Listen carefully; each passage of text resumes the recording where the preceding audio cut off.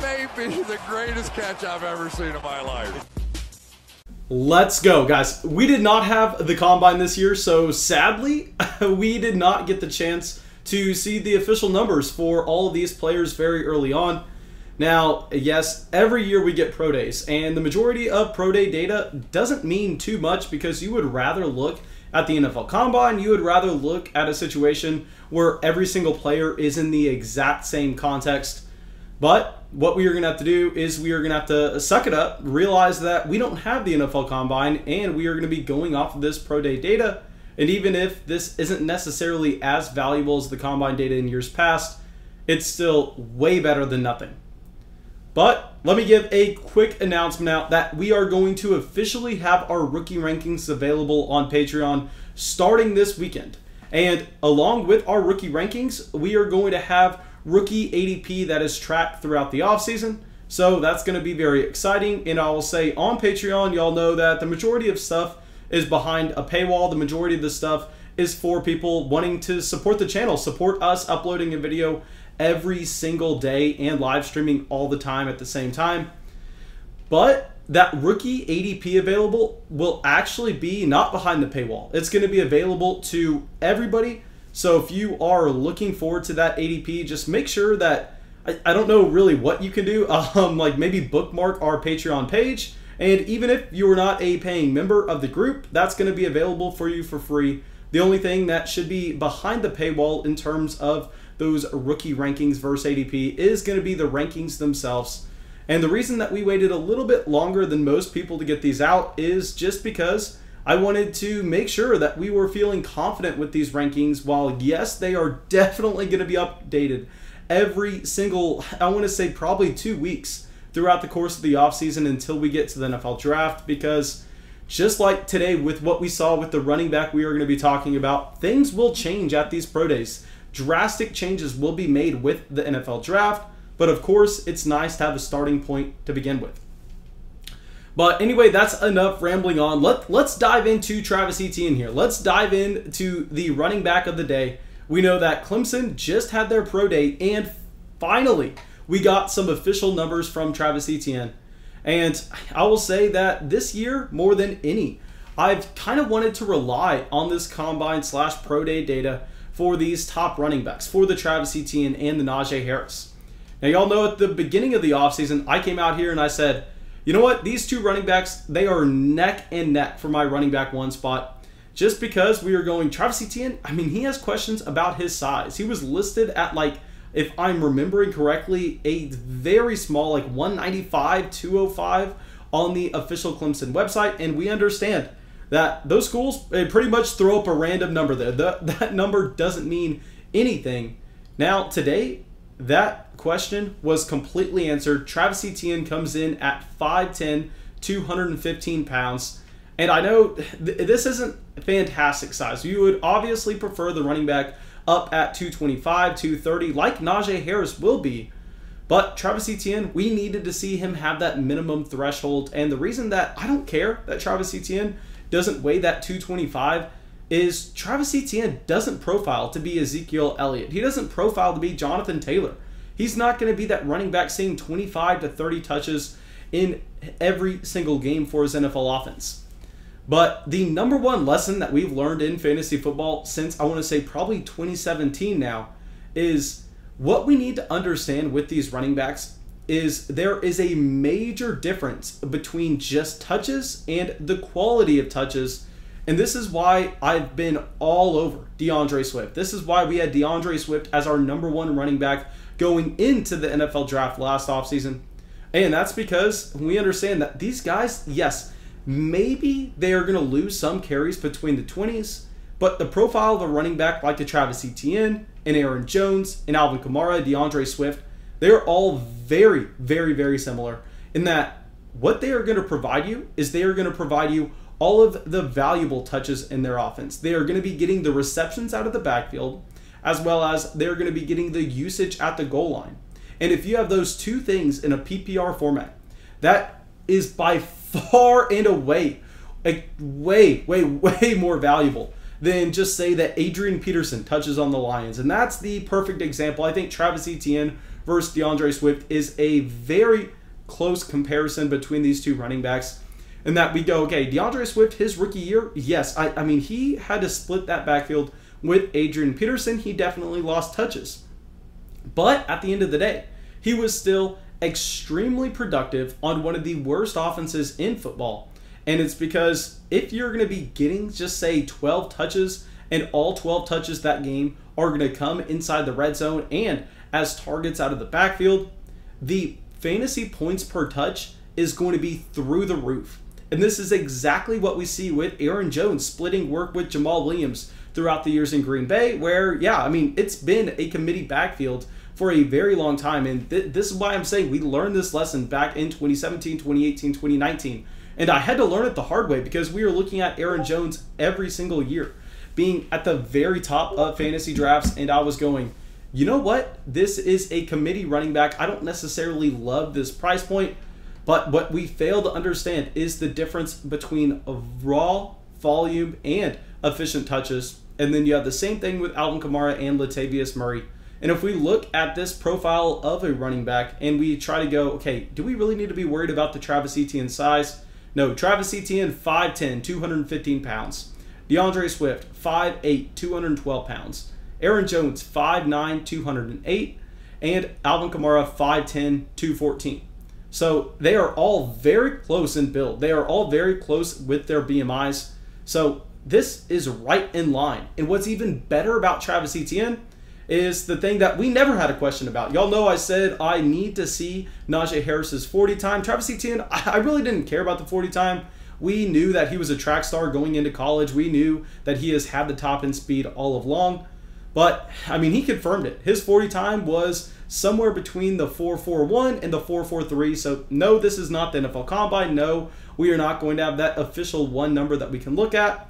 But we have a decent feel going, okay, he has elite speed, just like we thought. And if we go and compare him to the other running backs that we've been looking at, Alvin Kamara at the Combine had a 4.56, Deandre Swift a 4.48, and Aaron Jones a 4.56. So right now, Travis Etienne is checking every single box. And the most important box for him to check after this is actually just going to be his production and how he was utilized in the Clemson offense, where we can go through and we can track his entire career.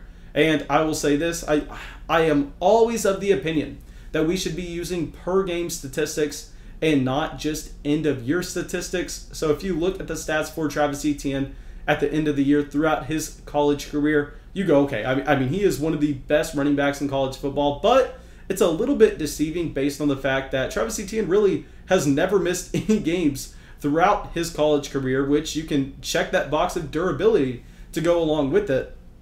And if we go all the way back to his true freshman season, Travis Etienne was a 4-star prospect coming in, so we knew that he was going to have a role right away in this Clemson offense, and he did. I mean, 8 carries a game, half a reception, 63 total yards a game, and 13 total touchdowns. So obviously here he wasn't getting the volume. I mean, he was highly efficient with the touches that he saw, but we also know the Clemson offense is one of the best offenses in college football, so that is to be expected. And in 2018, he comes out and doubles his reception total, going up to 0.8 receptions a game, 13.6 carries, 115 total yards, and 26 total touchdowns. So we know that the yards per carry, the yards per reception would probably be significantly higher if he was not at the very top of college football in his total touchdowns. And then you go to 2019 and you go, how is he going to be able to improve on what he just did? Well, he triples his reception numbers from a game-to-game basis, going from 0.8 receptions to 2.5, and he bumps up his total yards a game to 136.5 while maintaining the same carries per game. So you go, okay, Travis Etienne, now we do not have a single question about him. He's proven that he is a great pass catcher. He has proven that he is highly efficient with his touches. Now, why is he going back to school? Why is he not coming out in 2020? And this is a major question that a lot of people had in the Dynasty community. And I think some context is important behind this, where we go, okay, if you're Travis Etienne and his agent. Now, personally, myself, if I was placed in their shoes, I would go, let's get to the NFL right away. I do not need to worry about an injury.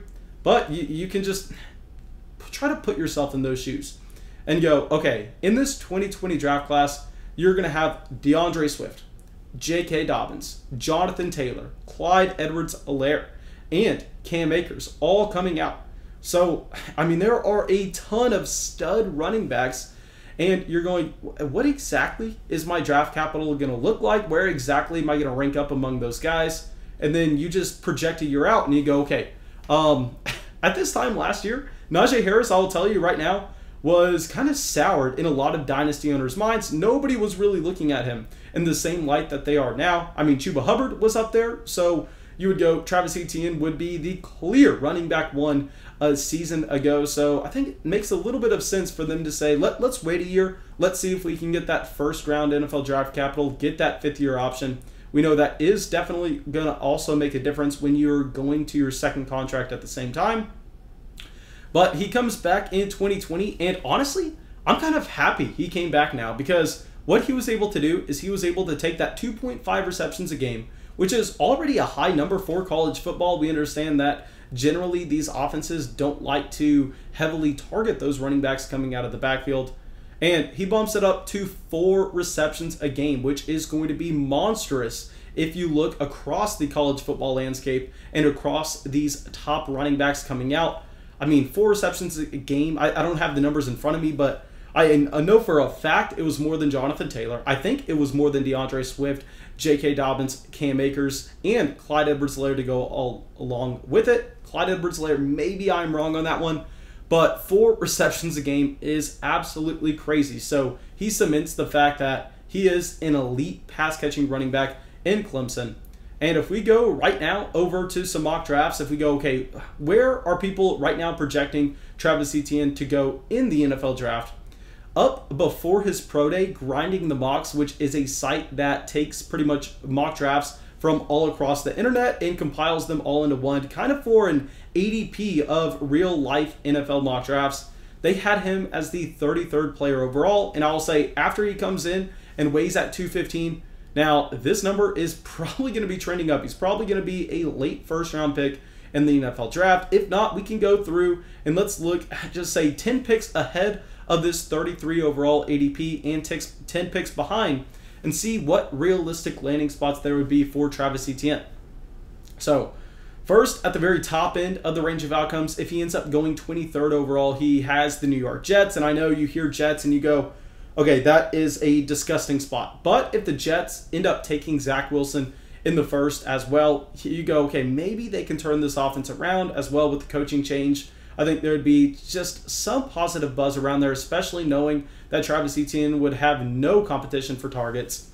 Then right after that, at 24, you actually have the Pittsburgh Steelers, and Mike Tomlin was at Clemson's pro day today. So take that with what you will. I mean, yes, Clemson has a ton of guys that they're probably going to be looking at in the NFL draft, so we don't necessarily know for a fact what their interest level is with Travis Etienne, but still, that's nice to see. We know that Pittsburgh would be a nice landing spot despite the quarterback struggles, despite the offensive line getting a little bit worse. We've seen Tomlin be willing to feature a 3-down running back every single game. Then 30th, you have Buffalo. And now Buffalo, I know some people want to say that they are in line to quite possibly take a running back in the top 3 rounds. I don't see that happening. While I do not like Zach Moss and I do not like Devin Singletary, and I never have, they still just spent back-to-back round 3 picks on both of those players in the 2019 and 2020 NFL draft. They both have them on rookie contracts for the next 2 to 3 years. So Buffalo, not super realistic in my opinion. Then you have the Bucs at 32, who are probably going to be letting Leonard Fournette walk, and they only have Ronald Jones on 1 year left of his rookie contract. Then you have the Jets again at 34. You have the Falcons at 35, which would be extremely interesting. You have Miami at 36, and you have the 49ers at 43. Now, obviously, there are no landing spots here that go, okay, if he lands here, he's a top 5 running back in fantasy. I mean, that's not necessarily in the range of outcomes. You could make the argument that the Buccaneers at 32 would be extremely interesting in that Travis Etienne should be that elite receiving running back, pretty much just a much better version of James White for Tom Brady in Tampa Bay. And then obviously the 49ers at 43 would be great, but I find a hard time seeing that as a realistic outcome, knowing that his ADP in these NFL mock drafts was 33, and he just had a fantastic pro day. So because we've had Travis Etienne come out and answer all his questions that we had regarding his size, and we are seeing him trend in the correct direction, I think that right now, Travis Etienne has to be ranked as the #1 running back in Dynasty.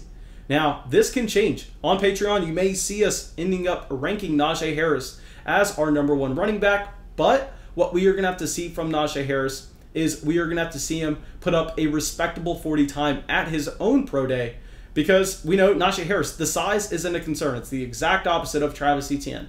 And no, Najee Harris doesn't have to run close to Travis Etienne's 4.41, 4.42, 4.43. He doesn't have to be in that range. As long as he's sub, let's call it like 4.52, 4.50, if he's just say 4.48, anything in that range, I am completely fine. Najee Harris, running back 1. But until we see that happen, I think we are going to have Travis Etienne up here because I'm a little bit concerned about the big play potential with Najee Harris, because if you just watch him, if you look at where he scored his touchdowns in college, it's a lot of, hey, we are so dominant between the tackles, just like David Montgomery. You can get to the linebackers, and you have the size against college-level linebackers to be able to hit them with a stiff arm and pick up an extra 6 yards, which will rack up a ton of touchdowns when you're in the red zone and when you're playing for an Alabama.